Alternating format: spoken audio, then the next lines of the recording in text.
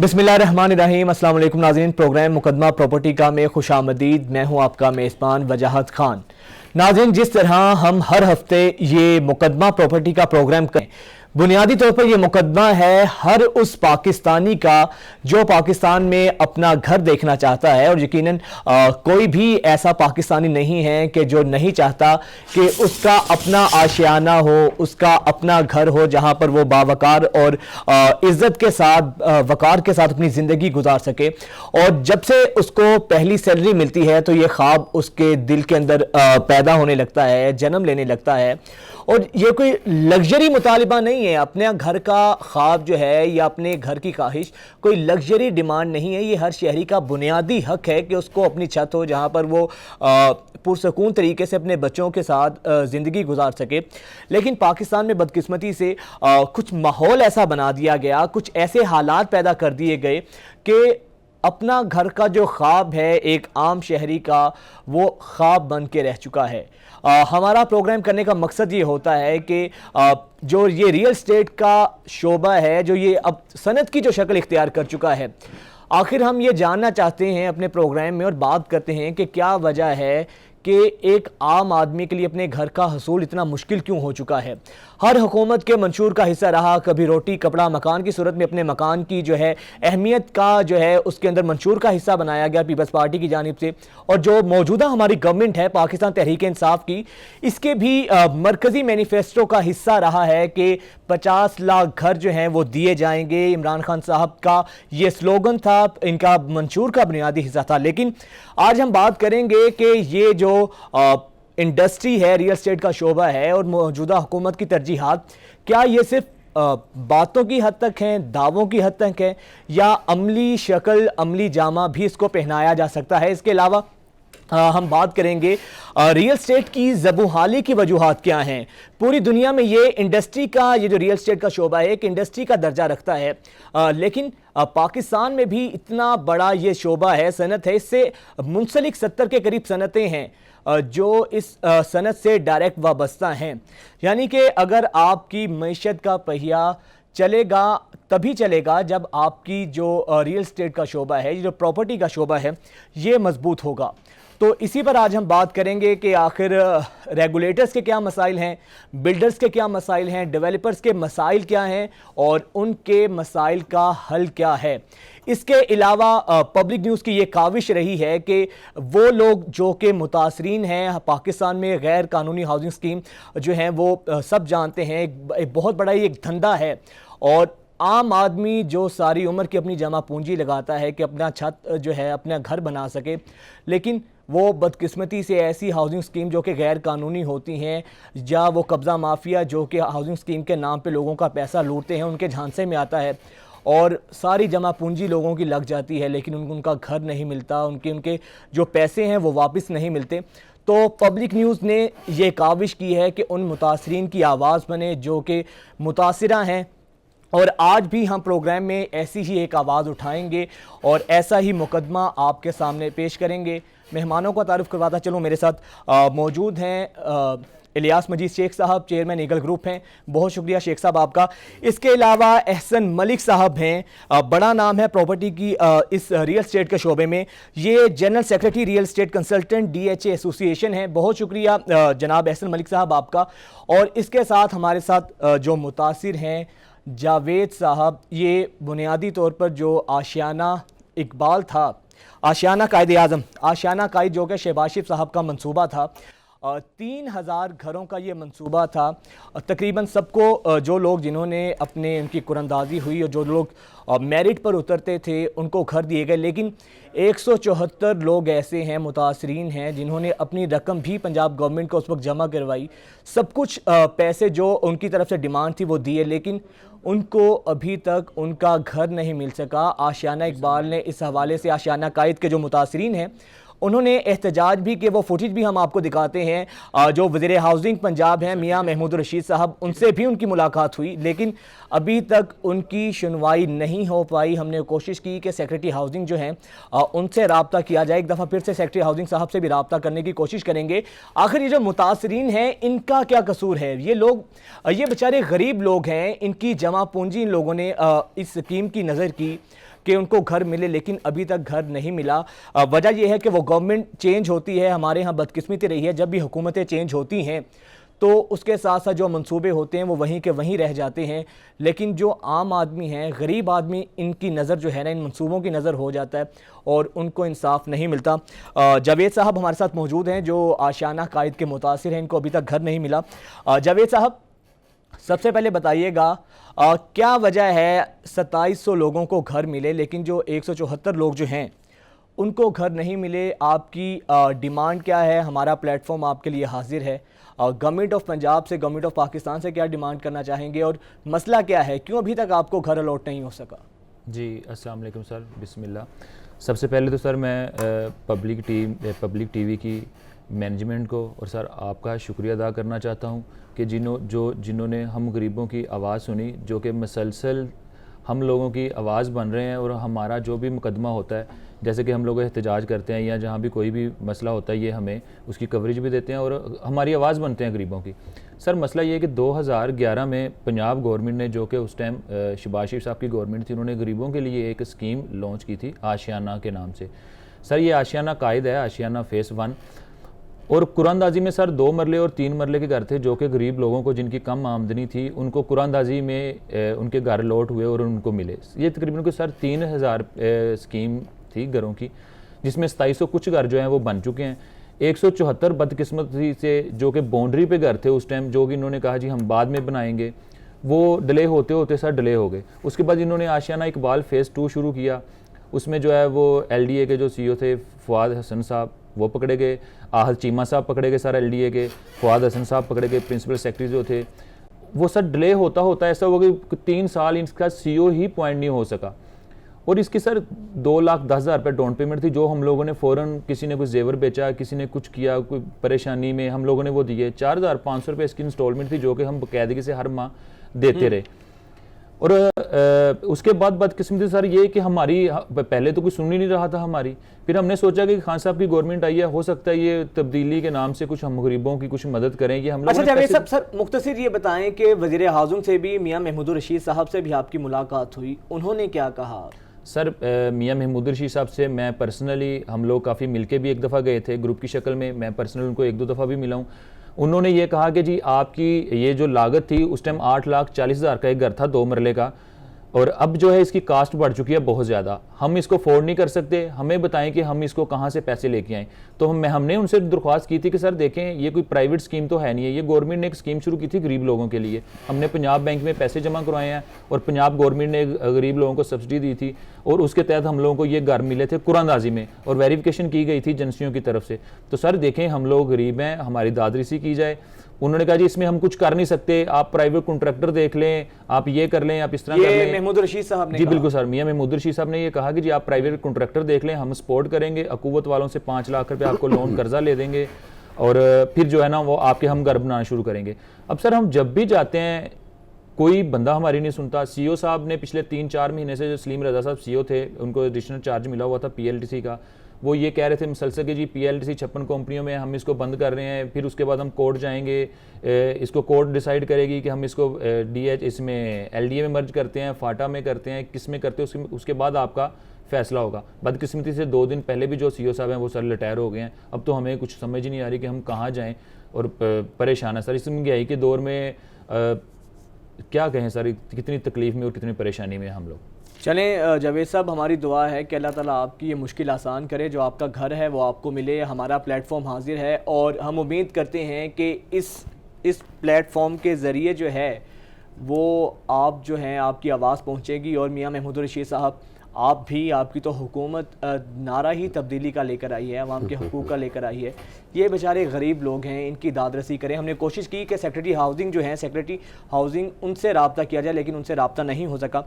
इलियास मजीद शेख साहब, सर आप क्या कहेंगे? पहले इस पर कमेंट करें अपने प्रोग्राम प्रॉपर्टी के मसले पर तो आपसे बात करूँगा, इस बारे में आप क्या कहेंगे कि ये जो गरीबों के साथ जुल्म व सितम हो रहा है? ये मैं समझता हूँ कि महमूद रशीद साहब बातें तो सब लोग करते हैं, इनकी गवर्नमेंट तो ख़ास हमदर्द बन के आई थी माशाल्लाह, तो इनका एहसास करें, लेकिन मुझे इनका मसला हल होता नज़र नहीं आता। ये ऐसे ही लगे रहेंगे। मेरी बात याद रखिएगा, ये पाकिस्तान है, ये पंजाब है, यहाँ गवर्नमेंट का कोई ऑफिसर भी ना काम तो करता ही नहीं है जब तक उसका ज़ाती इंटरेस्ट ना हो। क्लर्क बादशाह भी फाइल को एक टेबल से दूसरे ले जाता जब तक उसका ज़ाती इंटरेस्ट हो। जहाँ खिदमत का मौका आता है, जहाँ एक असूल आते हैं, वहाँ ये खामोशी करके, अभी तो उनको बेचारों को साल हुआ है, यहाँ तो लोग 13 साल से डिस्टर्ब चल रहे हैं।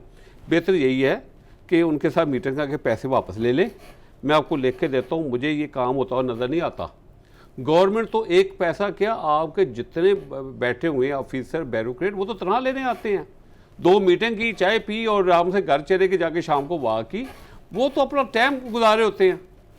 यहाँ कोई जब तक कोई सिंसियर नहीं है, आप ऐसे ही रुलते रहेंगे। मेरी आज नोट कर लें, आज क्या तरीके चले, आप इसके ऊपर कुछ ऐसा करें कि वहाँ जाएं, वो नहीं सुनते, आपको टालते चले जाएंगे। मेरा तो एक्सपीरियंस यही है।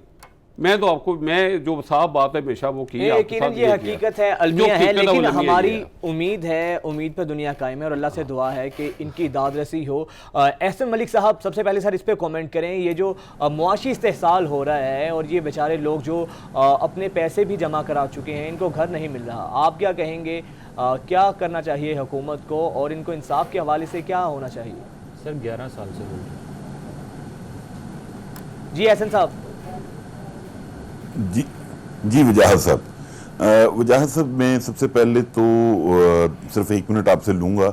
ये जो साने मोटरवे है जो इंसिडेंट हुआ है, इसको हमारी फेडरेशन ऑफ पाकिस्तान एंड हमारी जो DHA की रैका है इसको कंडेम करती है और गवर्नमेंट से डिमांड करती है कि इमीडिएटली इसके जो भी लोग हैं उनको पकड़ें और उनको करार वाकई सज़ा मिले, ताकि दोबारा ऐसी हरकत ना हो और ना किसी को ख्याल आए।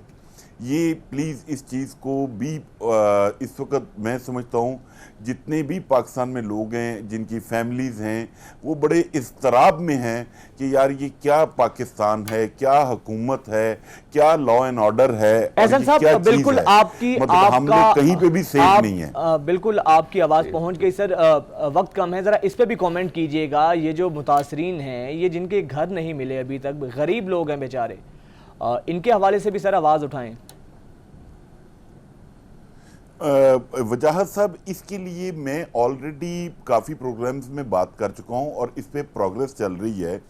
वो ये कि हमारे मुल्क में कोई चेक एंड बैलेंस नहीं है। एक अदारा बनने की कोशिश की गई थी बनाने की, रियल एस्टेट रेगुलेटरी अथॉरिटी, जो पूरे पाकिस्तान में एक मैकेनिज़्म बनाए जो consumer, developers, builders, real estate तमाम लोगों के इंटरेस्ट को लुक आफ्टर करे और उसका सेफ गार्ड करे। यहाँ पे ज़मीन किसी भी डेवलपर के पास 500 कनाल होती है, वो 2000 कनाल बेच देता है। कोई चेक एंड बैलेंस नहीं है। रियल एस्टेट इस वक्त 1 मिलियन प्लस पूरे पाकिस्तान में स्टेट एजेंट हैं, बल उनके लिए कोई अदारा नहीं है उनको तहफ़्फ़ुज़ देने के लिए। जैसे अभी ये जावेद साहब बात कर रहे थे आशियाना की, अब जिन लोगों ने गवर्नमेंट पंजाब बैंक में पैसे जमा कराए उन लोगों का क्या कसूर है? अगर वो बैंक में पैसे जमा करवा के गवर्नमेंट के अदारे को पैसे देने के बाद भी महफूज नहीं है तो फिर वो क्या मतलब आसमान पे चले जाएं, कहाँ पे जाएं? लोग घर बनाने के लिए उनका, आपने जैसे प्रोग्राम में स्टार्ट लिया, प्रियम्बल दिया कि हर बंदे की ख्वाहिश है, उसका उम्मीद होती है कि उसने एक घर बनाना है। अगर उसमें भी उसके साथ फ्रॉड होगा और वो भी हुकूमती बैंक करेंगे, bank of Punjab, government of Punjab का बैंक है, अगर वहाँ से ऐसी चीज़ें होंगी तो इसके लिए इमीडिएटली हुकूमत वक्त से ये हमारी डिमांड है कि वो एक रियल एस्टेट रेगुलेटरी अथॉरिटी बनाए, ताकि कोई भी प्रोजेक्ट अनाउंस हो उसकी तमाम चीज़ों को वेरीफाई करने के बाद उसको अलाउ किया जाए कि वो मार्केट करे, तब वो उसको सेल कर पाए। अभी प्रॉब्लम ये है कि अभी NOC लेते नहीं है, लोग अपनी सोसाइटीज़ को सेल करना शुरू कर देते हैं। नहीं, बिल्कुल सही बात की आपने। शेख साहब आप क्या कहेंगे? अब अगर हमारे पास फुटेजेस भी हैं वैसे इनके प्रोटेस्ट की, कितने ये लोग बेचारे अपनी फैमिलीज, बच्चों के साथ रमज़ान के महीने में गर्मी के अंदर रोज़े की हालत में ये लोग एहतजाज करते रहे हैं, उसके बावजूद इन लोगों को इनका हक अभी तक नहीं मिल सका है। मुजाहिद, ये तो है 174 DHA डिफेंस हाउसिंग सोसाइटी एक बड़ा दायरा है, आर्मी का दायरा है माशाल्लाह। DHA वैली इस्लामाबाद में 72,000 मुतासरीन है, सुप्रीम कोर्ट तक उसका नोटिस ले चुकी, कुछ नहीं हुआ। 2007 कहाँ 2007 कहाँ 13 साल हो गए हैं, कुछ नहीं हो रहा, कोई चक्कर नहीं है। 13 साल, और ये तो 74 है, 174, वो मोर देन 50,000 है, मोर देन 50,000। असल बात ये है कि हम कानून बड़ा अच्छा बना सकते हैं, इसी में बैठे बड़ा अच्छा कानून बन रहा है, बड़ा खूबसूरत कानून बन रहा है, अमद दरामद नहीं है। चलें सर, ये तो SOP नहीं शेख है। साहब ये तो अलग इशू है। अगर हम अपने मैंने मिसाल दिया आपको, SOP अगर नहीं हम है। अपने प्रॉपर्टी के इशू पर आए दोबारा, जी। आप क्या समझते हैं मौजूदा गवर्नमेंट ने जो 50 लाख घरों का मंसूबा दिया, उसके साथ ये भी कहा कि अब जो भी शख्स घर खरीदना चाहेगा उसे ज़राए आमदन नहीं पूछे जाएंगे 31 दिसंबर 2020 तक। आप समझते हैं आगे अब रियल एस्टेट का शोबा जो है इस हुकूमत की सरपरस्ती में तरक्की करेगा, ग्रो करेगा? मैं इसी के ऊपर, इस बात के ऊपर मुस्कुरा रहा हूँ। क्या लगाया मैंने कि जब इन्होंने अनाउंस किया था इलेक्शन आने से पहले ही, तो साजिद मीर साहब थे प्रोग्राम में, आपकी तरह मौसम की मुस्कुराया था। ये बातें करनी बहुत आसान है, मैंने उस वक्त ही कहा था इम्पॉसिबल। आपने किया क्या है अभी तक? 3 साल तो वैसे गुजर गए हैं। मैं एक बात खूबी समझता हूँ इमरान खान साहब की, कि वो पता नहीं बातों में क्या क्या कुछ बोल जाते हैं, और अहमद रहमत में अभी तक वो ज़ीरो हैं, सिफर हैं। क्या कर चुके हैं अभी तक? मुझे बताया ना कि अभी तक इन लोगों की दरख्वास्तें ले ली, लोगों ने खुश होकर दरख्वास्त जमा भी करा दी, प्रोसेसिंग रिपोर्ट फीसें भी ले ली, अभी तक ऑन ग्राउंड कुछ भी नहीं है। 3 साल गुजर गए हैं, क्योंकि हम हकीकत में बात नहीं करते, हम कह लें कि हवा में बातें कर रहे होते हैं। अगर आपने करना तो इसके लिए आप एक काम करें, अगर आपने स्पीड अप करनी है तो आप इनके पास तो टीम ही नहीं है ना। मसाल है कोई बंदे हों, कोई करने वाले मोहब्बत वतन हो, आए आगे करें। हर बंदा तो प्रोटोकॉल लेने का तो देखिए हुकूमत तो बड़ी कॉन्फिडेंट है, ये कॉन्फिडेंट हो रहे, मैं कहता हूँ इतने कॉन्फिडेंट हैं कि हमें इन्होंने तो ये दारा लेके आए थे, हम दायरे मजबूत करेंगे। कौन सा दायरा मजबूत हुआ है, कौन सा काम बेहतर हुआ? रिश्वत 3 से 4 गुना बढ़ गई है उससे आने से पहले। अच्छा, बात हो रही है उसकी, ये कंटेनर जहाँ बांधते हैं ना, मतलब अभी ऑस्ट्रेलिया में, कनाडा में बड़े अच्छे घर बांधते हैं, जो टीन के घर बांधते हैं, वो उसके ऊपर ये वर्किंग करें, और उसका ऊपर वो भी अगर सही जिम्मेदारी से शुरू करें तो फिर वो भी स्पीड की जा सकती है। दूसरा, वो घर सस्ते बनेंगे, अफोर्डेबल बनेंगे, और आजकल दुनिया उसकी तरफ आ रही है कंक्रीट की बजाय। तो इसके लिए हकीकत में मबनी बात आए, ये तो 1 मीटर कैंसिल करके अभी दूसरा बंदा या 2 महीने मीटर कैंसिल कर दो। कौमों का एक एक मीटर कीमती होता है। मैं इनकी बातों में, जुएद साहब बड़े अच्छे आदमी हैं, इन्होंने अभी एक्सप्लेन किया है, जेन्युइन इनका केस है। मैं कहता हूँ उस बंदे को, उस फैक्ट्री को जो सिंगल चैलेंज है, उसको बेघर कर देना चाहिए जब तक इनका मसला हल ना हो। नहीं, हमने तो राब्ता, ये क्या बात हुआ? नहीं, वो ना आना नहीं है, ठीक है। क्या आएंगे शेख साहब, यहीं से गुफ्तगू का आगाज करेंगे, यहाँ एक ब्रेक लेते हैं। एहसास हो कि मैं कैसे लोगों रहता ब्रेक के बाद हूं। मैं आपसे शुरू करूंगा। तंसीर बुखारी साहब, टैक्स एक्सपर्ट, वो भी हमारे साथ मौजूद हैं। यहाँ ब्रेक लेंगे, ब्रेक के बाद वापस आएंगे, यहीं से आगाज करेंगे।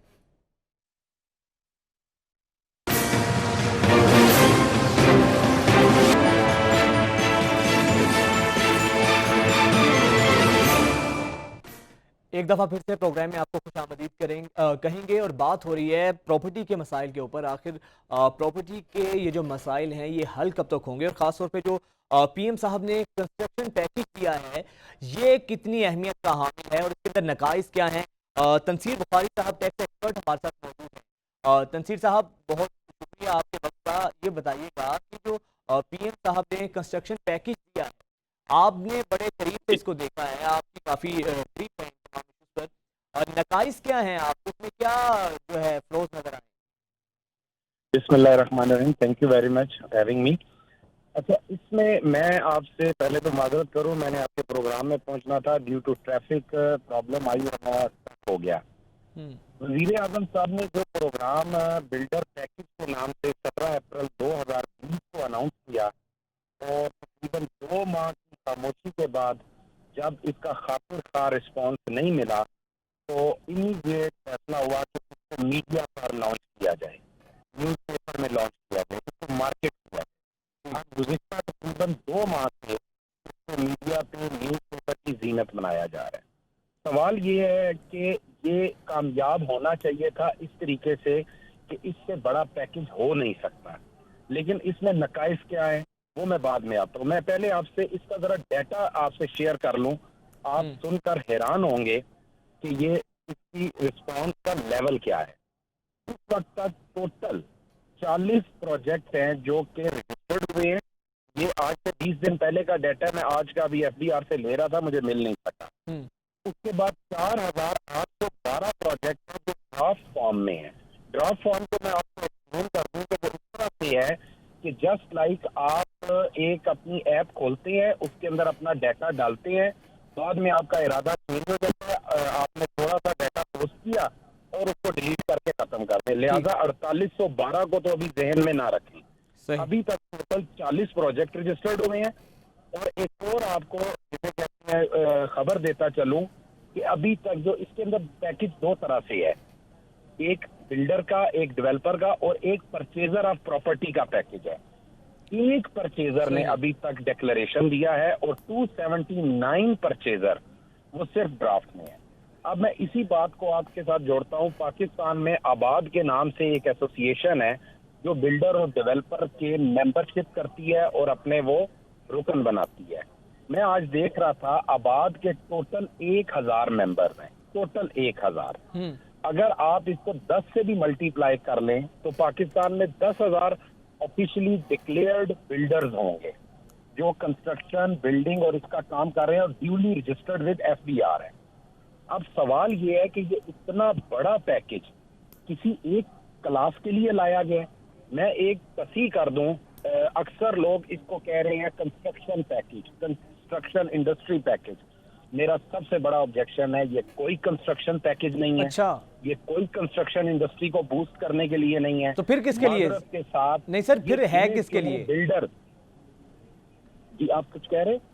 नहीं, फिर ये किसके लिए है? बिल्डर्स के लिए है जी। मैं वही बात मैं वो मुकम्मल करने लगा हूँ। ये बिल्डर्स का पैकेज है।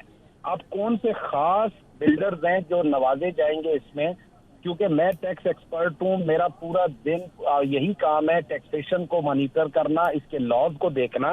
मैं आपको एक छोटी सी मिसाल दूँ, आप अगर एक छोटा प्लाजा भी बनाने लगते हैं किसी भी मुल्क के शहर के किसी भी मेन लोकेशन पर, तो आप एक जस्ट एडवर्टीजमेंट करते हैं तो आपको लोग आके एडवांसेस दे के चले जाते हैं।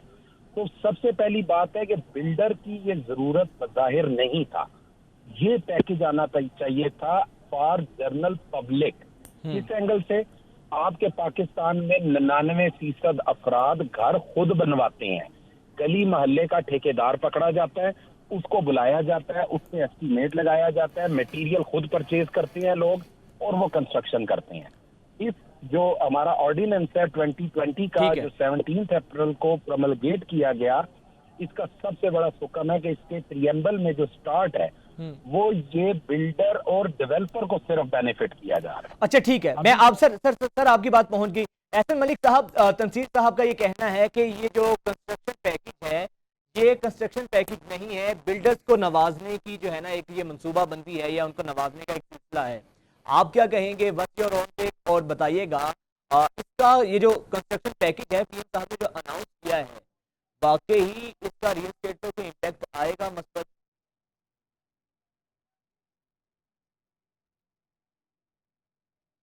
जी वजाहत, ये मैं तंसीर साहब की बात से बिल्कुल मुत्तफिक हूँ कि ये जो कंस्ट्रक्शन पैकेज है ये बनाया बिल्डर्स की इमा पे गया था और जो गवर्नमेंट इससे नताइज लेना चाहती थी वो उनको नहीं मिले।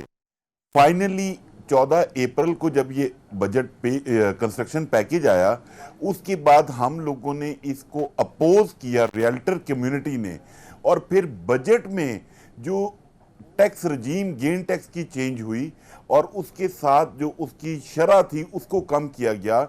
जो इस वक्त मार्केट में इकोनॉमिक एक्टिविटी आपको नज़र आ रही है वो उसकी वजह से है जो गेन टैक्स की रजीम चेंज हुई। बात यह है जो हम गवर्नमेंट को बहुत अरसे से समझाने की कोशिश कर रहे थे कि अगर आपने मुल्क में इकोनॉमिक एक्टिविटी स्टार्ट करनी है तो आपको रियल एस्टेट सेक्टर को मरात देनी है। अगर आप इस सेक्टर को मरात देंगे तो मुल्क में एक इकोनॉमिक एक्टिविटी भी स्टार्ट होगी और उससे साथ जुड़ी हुई अलाइड इंडस्ट्रीज भी स्टार्ट होंगी। और वो वही हुआ कि आपने बजट में जब पहली दफ़ा 2 साल के बाद इस गवर्नमेंट की तरफ से पहला पॉजिटिव सेंटिमेंट गया मार्केट में, तो लोगों ने जो पैसे बाहर उन्होंने अपने घरों में रखे हुए थे, बैंकों में पड़े हुए थे, वो सब पैसे बाहर निकले और इस वक्त मार्केटों में एक अच्छी हलचल है जिसका पॉजिटिव इम्पैक्ट आ रहा है। कंस्ट्रक्शन पैकेज की वजह से मार्केट में इकोनॉमिक एक्टिविटी स्टार्ट नहीं हुई, ये टैक्स रजीम की वजह से और ड्यूटी और टैक्सेस की कमी की वजह से हुई है। मैंने इसीलिए आपसे पहले स्टार्ट में कहा कि इस वक्त हम वर्किंग कर रहे हैं कि रियल एस्टेट रेगुलेटरी अथॉरिटी बनाई जाए ताकि चीज़ों को मैनेज किया जा सके और मैनेज करने के बाद कंज्यूमर, रियल्टर्स, इन तमाम और बिल्डर और डेवलपर्स को ऑन बोर्ड करके एक ऐसा डिपार्टमेंट बनाया जाए और उसका मैकेनिज्म और ड्राफ्ट ऐसा हो जो सबके लिए एक्सेप्टेबल हो। अनफॉर्चुनेटली हमारे यहाँ जब भी कोई ड्राफ्ट बनते हैं वो ऐसे स्टेक होल्डर्स को बुला लिया जाता है जिनकी मार्केट में ग्रिप नहीं होती, जिनको नॉलेज नहीं होता। जैसे ये कंस्ट्रक्शन पैकेज है जो मेरे नॉलेज के मुताबिक है, ये चार्टर्ड अकाउंटेंट्स ने बनाया बैठ के, ठीक है, और उसके नतायज गवर्नमेंट को वो नहीं मिल सके। गवर्नमेंट मीडिया पे आके क्लेम जरूर करती है, लेकिन मैं आपको बता रहा हूं, आप इसको वेरीफाई कर लें। और अभी तंसीर साहब ने इसकी तस्दीक भी की है कि जो इन्होंने क्राइटेरिया रखा था बिल्डर और डेवलपर का, उसकी तो एप्लीकेशन सबमिट ही नहीं हुई FBR के पोर्टल पे। ये मार्केट में जो भी पॉजिटिव सेंटिमेंट है वो टैक्स रजीम का है। और अभी सबसे बड़ा प्रॉब्लम ये है कि ये जो कंस्ट्रक्शन पैकेज टाइम बार्ड है, 31 दिसंबर इज द लास्ट डेट। अभी जो इन्होंने डिपार्टमेंटल अप्रूवल्स हैं, LOPs, लेआउट प्लान्स की अप्रूवल्स, अभी मेरे ख्याल है को तकरीबन 3 माह रह गए हैं ऑलमोस्ट इसके खत्म होने में। अभी उसका ही मैकेनिज्म डेवलप नहीं हुआ है। ठीक है, अभी उसका ही तो मैकेनिज्म मेरी डेवलप, रिक्वेस्ट है- ठीक सर, साथ ही रहिएगा। शेख साहब, आप क्या कहेंगे इस पर? जिस तरह तंसीर साहब और ख़ास तौर पे जो अभी कहा है एहसन मलिक साहब ने कि उनका कहने का मतलब यही है कि बिल्कुल एक गैर यकीनी और मायूसी की सूरत हाल है इनकी गुफ्तगू सुनकर। आप क्या कहेंगे गवर्नमेंट की संजीदगी के बारे में? जो बेसिक चीज़ें होती हैं, बेसिक पॉइंट रिफॉर्म्स, वो नहीं हुई। आपने कहा सेक्रेटरी हाउसिंग को बुलाया हुआ था, ये पता नहीं लोग किस तरह के हैं, इनको एक सेक्रेटरी हाउसिंग आगे प्रोटोकॉल इंजॉय करते हैं। क्या इनको खुद अकल नहीं है कि जब प्लाट एक डेवलपर बेचता है, मैं बात करता हूँ बेसिक चीज़ की, वो 2.5 साल का प्रॉमिस करता है, 2.5 साल में मैं इसको डिलीवर करूँगा, 2.5 साल की किस्तें हैं। पूरी दुनिया में देख लें, जो डेवलपर कहता है, बेस हमारी गलत है, इन्वेस्टमेंट ना आने की वजह कई वजूहत होती हैं कि 2.5 साल के ऊपर उसको चाहिए वो उसको हैंड ओवर करे प्लाट, नहीं करता तो उसको रेंट पे करे।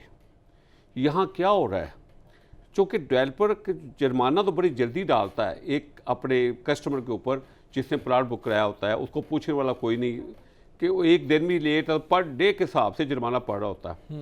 लेकिन डेवलपर जो 10-10 साल 15-10 साल मैं मिसालें देता हूँ कि वो डिलीवर नहीं करता, लोग जुलूस निकालते हैं, लोग घरों में जाते हैं।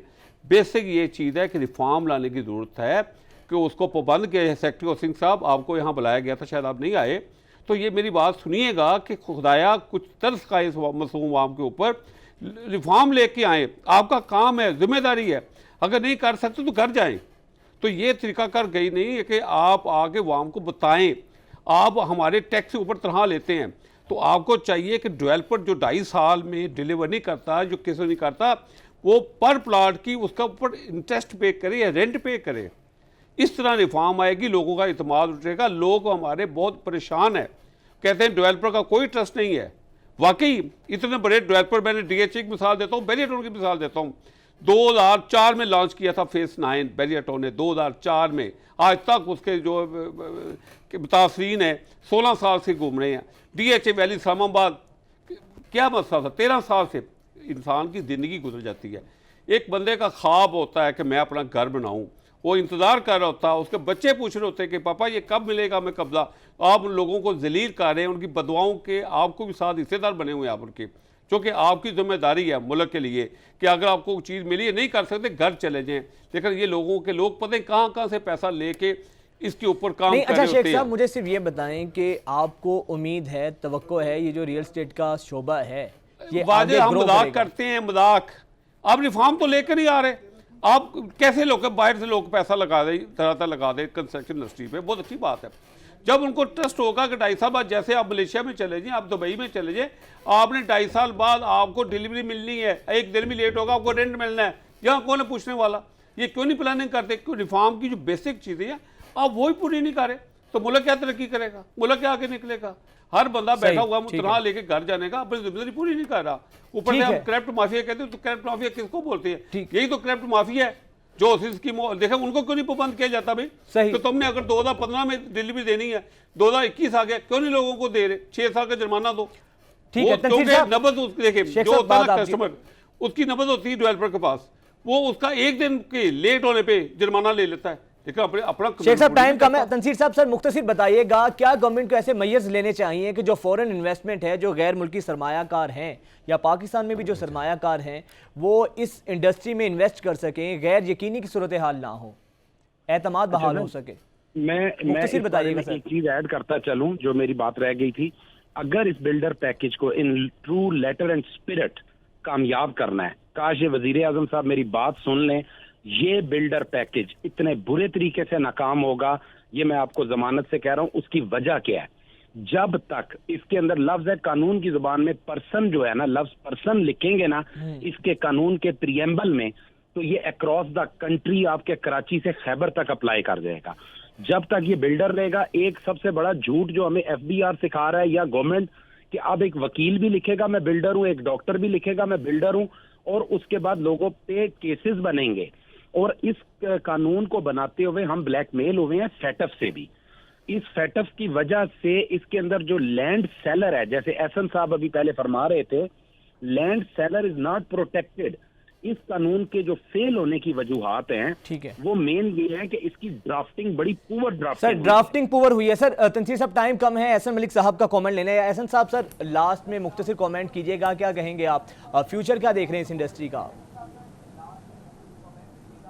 फ्यूचर ये है कि वजाहत साहब हम इस पे बहुत एफर्ट कर रहे हैं, अल्लाह ताला ने हमें पहले भी कामयाब किया है और इंशाल्लाह आगे भी कामयाब होंगे। हम रीरा बनवाएंगे और इंशाल्लाह उस रीरा में जो बिल्डर्स हैं, डेवलपर्स हैं, रियल्टर्स हैं, उनको ऑन बोर्ड किया जाएगा और उसके बाद लोगों को प्रोटेक्शन मिलेगी, रियल्टर्स को प्रोटेक्शन मिलेगी, उनके सर्विस चार्जेस जो कमीशन है उनके ऊपर प्रोटेक्शन मिलेगी और लोगों के साथ जो फ्रॉड हो जाते हैं वो होना बंद हो जाएंगे, लोगों की इन्वेस्टमेंट सिक्योर हो जाएगी।